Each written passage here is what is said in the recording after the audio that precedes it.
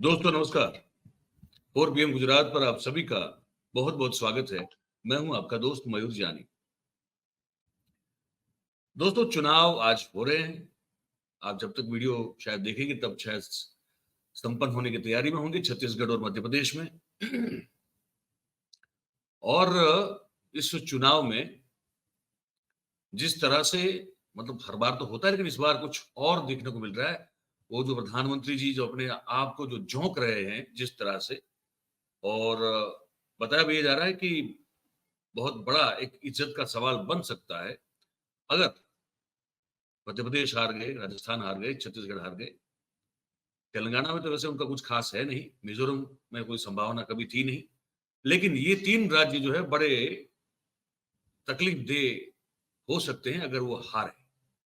तो बड़ी एड़ी चोड़ी का जोर लगा रहे हैं, हम सब जानते हैं। अब चुनाव के जो भाषण होते हैं मंच से, उस मंच से जो भाषण किए जाते हैं उसमें भाषा की जो जो योग्यता होनी चाहिए, जो एक मर्यादा होनी चाहिए, वो लगातार वो टूटती हुई, बिखरती हुई, चूर-चूर होती हुई, और कह सकते हैं कि एक तरह से मतलब कि वो अदृश्य सी ही हो गई है। मतलब वो अब रही नहीं है, कहीं नहीं। ऐसा दिखता है कि कहीं रही नहीं है। वो मर्यादा खत्म हो चुकी है। ऐसा लिख अब सुनते हैं तो बहुत बार ऐसा लगता है कि अब किसी को कोई फ़र्क नहीं पड़ता है। चुनाव आयोग नाम की जो एक संस्था है, उससे कोई डर नहीं रहा है।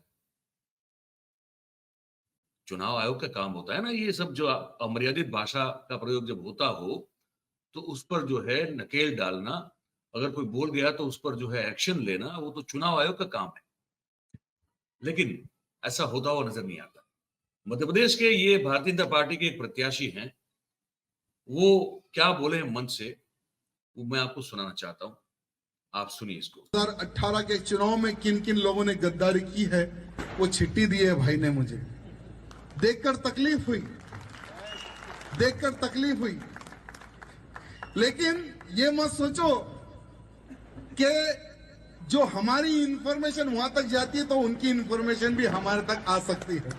तो ये चुनाव में भी हमने पूरी पकड़बंद करके रखी है वहां पर कि कौन कहां से किधर फोन कर रहा है, कौन नेताजी नगर से बाहर जा रहा है, कौन जामबाग से किस गली से किस घर में जा रहा है, कौन किस होटल में बैठ रहा है।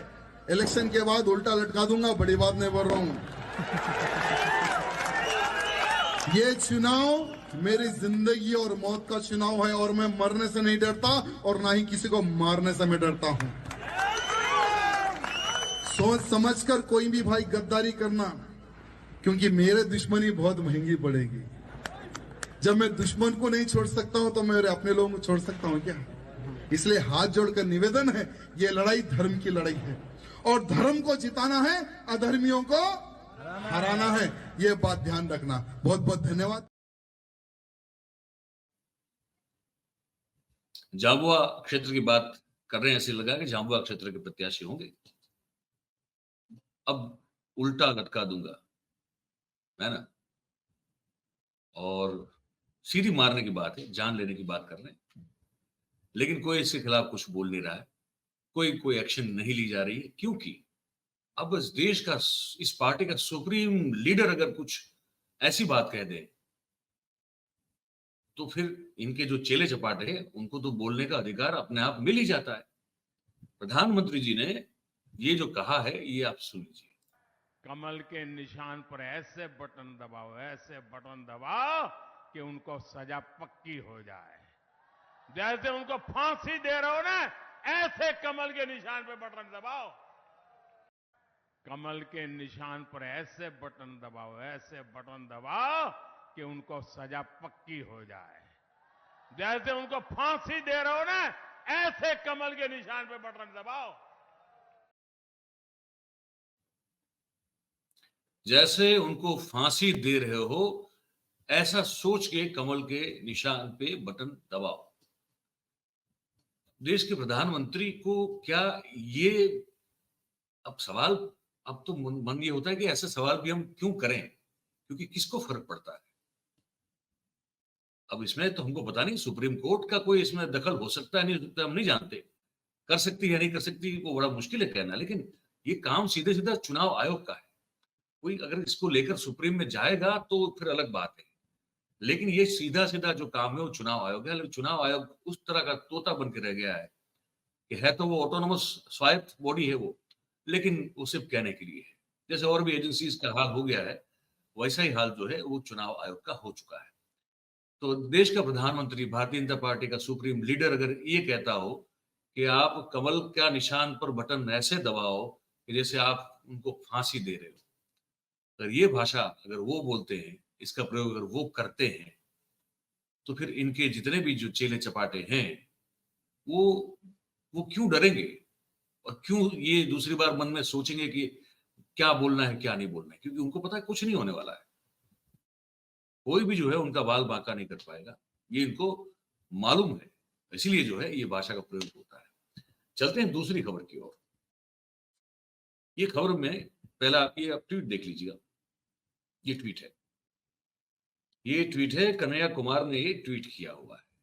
वो कहा कि मेड इन चाइना और फिर डैश करके लिखा आत्मनिर्भर भारत गजब।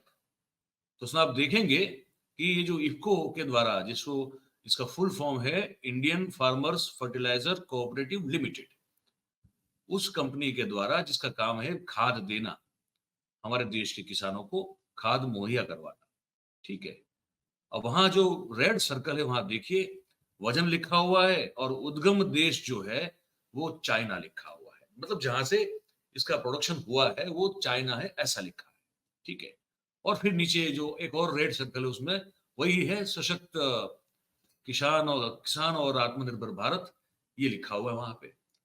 अब अब ये कैसे मुमकिन हो सकता है कि हम आत्मनिर्भर भारत, अच्छा ऊपर प्रधानमंत्री जी की फोटो भी है, लेकिन सवाल लोगों ने ये उठाया सोशल मीडिया पे कि अगर मेड इन चाइना की प्रोडक्ट है तो आत्मनिर्भर भारत का मामला फिर कहां बनता है यहाँ पे।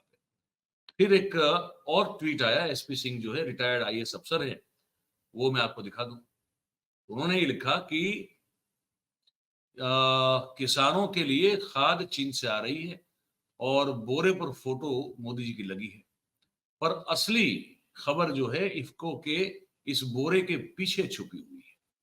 वो खबर ये है कि इफ्को के एमडी यूएस अवस्थी अगर मामूली आदमी होते तो जेल में होते।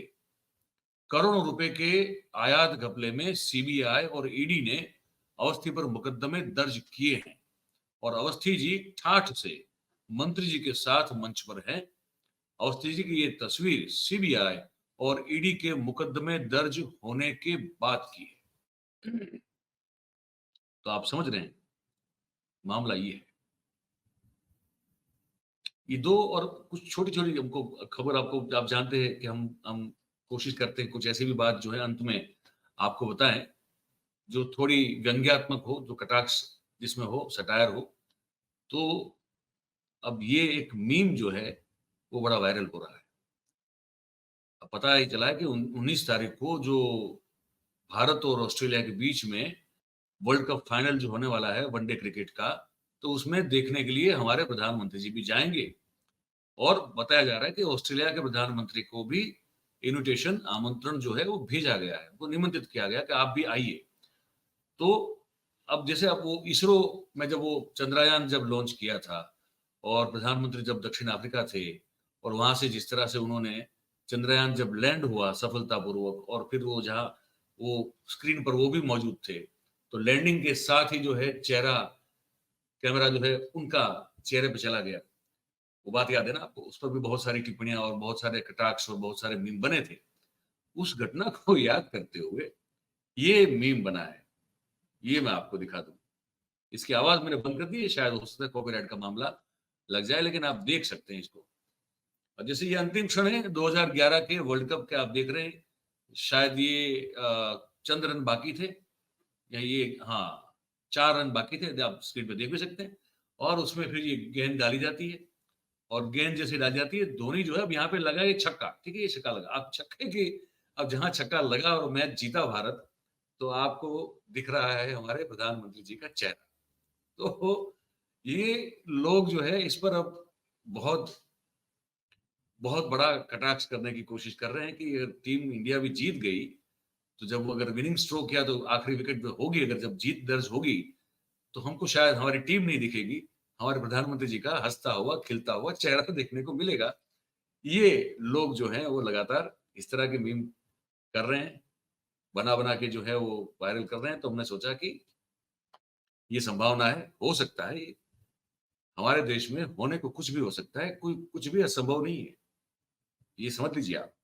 और अंत में ये जो अग्निवीर हमारे 4 साल के लिए जो तैयार किए जा रहे हैं और जो भर्तियाँ की जा रही है और जो जा रहे हैं बच्चे हमारे, वो जब वापस आ रहे हैं, अपने परिवार से मिल रहे हैं, तो वो जैसे उनको परेड सिखाई जाती है, उसी तरह से, उसी अंदाज में परेड करते-करते वो अपने गाँव में आकर परिवार को और आस-पास के लोगों को मिलते हैं, तो उसके कुछ वीडियोज़ भी जो है वो चल रहे हैं।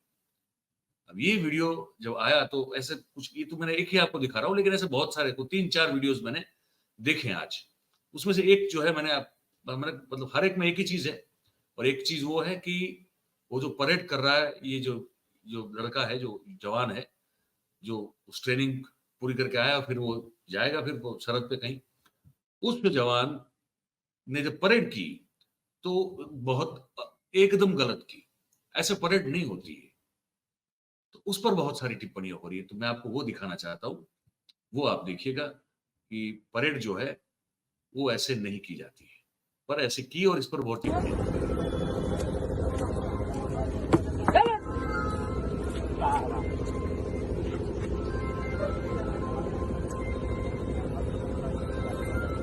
जय जवान, जय जवान, जय जवान, वंदे वंदे वंदे वंदे माता की जय। ऐसे नहीं होती परेड। हाथ कहीं जा रहा है, पैर कहीं जा रहा है। तो सवाल ये उठाया जा रहे हैं कि क्या ये ट्रेनिंग दी जा रही है? मतलब कि कुछ जो रिटायर्ड आर्मी के अफसर लोग हैं, वो तो बड़े नाखुश और नाराज़ दिखे हैं। बहुत सारे ट्वीट हो रहे हैं इस पर कि ये सिखाया क्या आपने? मतलब जो ठीक से परेड नहीं कर सकता, ठीक से वो कदम ताल नहीं कर सकता, वो क्या करेगा देश के लिए? वो लड़का उत्साही है, परिवार बहुत उत्साह में, अच्छी बात है। लेकिन वो क्या करेगा? अगर परेड ही ठीक से नहीं कर रहा है, वो कदम ताल ही ठीक से नहीं कर रहा है, तो कैसे बाकी और चीज़ें जो है वो ठीक से सीखा होगा? इस पर बातचीत हो रही है। बहुत सारी अभी चर्चा उसमें ट्विटर पे तो बहुत हो रही है अभी। तो मैंने कहा वो भी आपको दिखा दूँ। तो ये आपको बताना था कि भाषा का, अमर्यादित भाषा का उपयोग अगर सुप्रीम लीडर खुद कर रहा हो, तो फिर चेले-चपाटे जो है, उसको डर किसी का हो नहीं सकता। और चुनाव आयोग कुछ कर नहीं रहा है, कुछ कर भी नहीं पाएगा। और यूरिया चाइना से आता है भाई, उस पे लगता है आत्मनिर्भर भारत का ठप्पा। तो परेड आप ऐसे देख लीजिए, और अगर भारत वर्ल्ड कप जीत गया तो क्या होगा, वो भी आपने एक संभावना देखी है। ये सब पर आपके विचार हो, जो भी हो, हमको आप लिख के कमेंट बॉक्स में बताइएगा। बात अगर आपको हमारी पसंद आ रही हो, अच्छी लग रही हो, तो फिर इसको आप वीडियो को लाइक करें, इसके लिंक को शेयर करें, और हमारी जो चैनल है 4 PM गुजरात, उसको आप सब्सक्राइब करें और अपने आस-पास के लोगों से भी करवाएँ। बहुत-बहुत धन्यवाद आप सबका इस कार्यक्रम में हमारे साथ जुड़ने के लिए। Thank you very much. नमस्कार।